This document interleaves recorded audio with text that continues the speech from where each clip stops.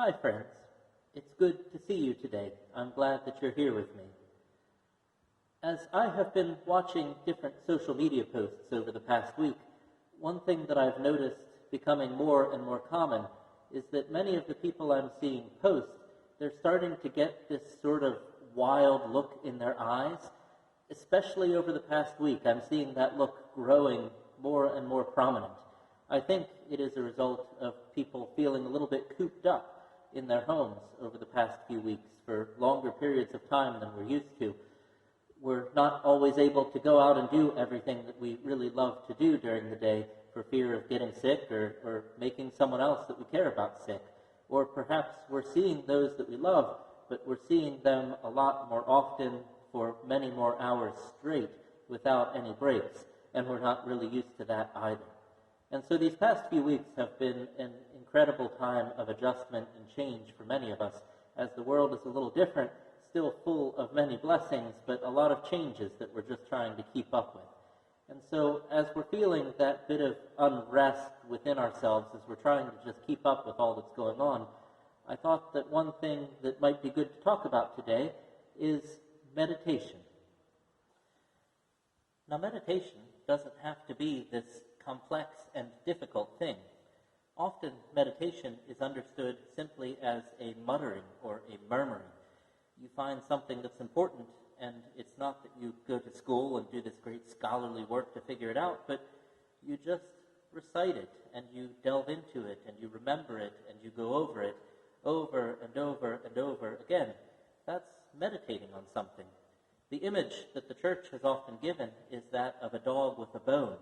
There's nothing fancy going on there, but if you give a dog a bone, it will meditate on that bone. It will chew and chew and chew on that thing for hours and hours. And honestly, that dog is as delighted as can be. It is a beautiful experience for the dog to meditate on that bone. And so as Christians, we have the opportunity to meditate on the Scriptures, to go over and over them, to murmur them, to mutter them, to chew on them over and over. And what we find from those practices is that as we encounter days such as today, days where there's incredible change and uncertainty going on in our lives, all of a sudden, from all of that muttering and murmuring of the Scriptures, even when we're not thinking about them, they tend to pop into our mind and speak messages of hope and love and assurance of God's constant presence and care in our lives, even in days such as today. When we meditate on the Scriptures, we internalize them, and then we find that as we go through life, they come to our aid even when we didn't expect it.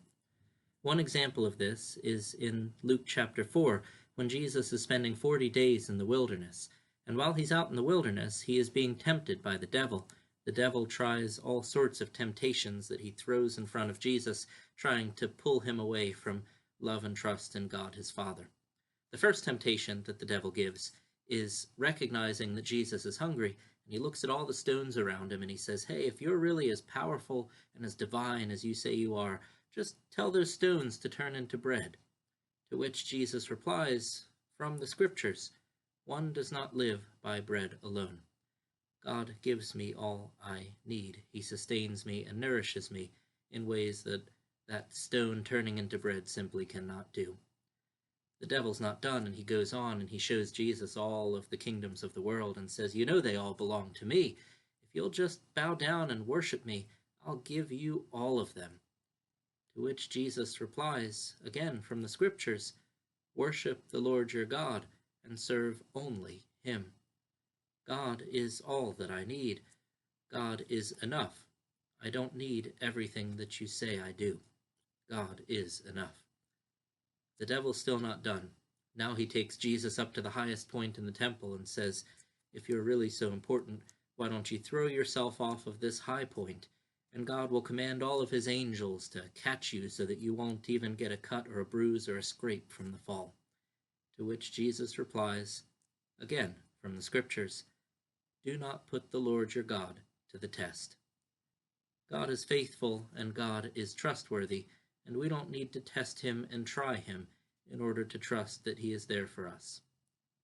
As we meditate on the Scriptures, they become a part of who we are, and they show themselves, they burst forth into our lives in each and every day, and we find that they become a wonderful blessing and help in days, especially days like today.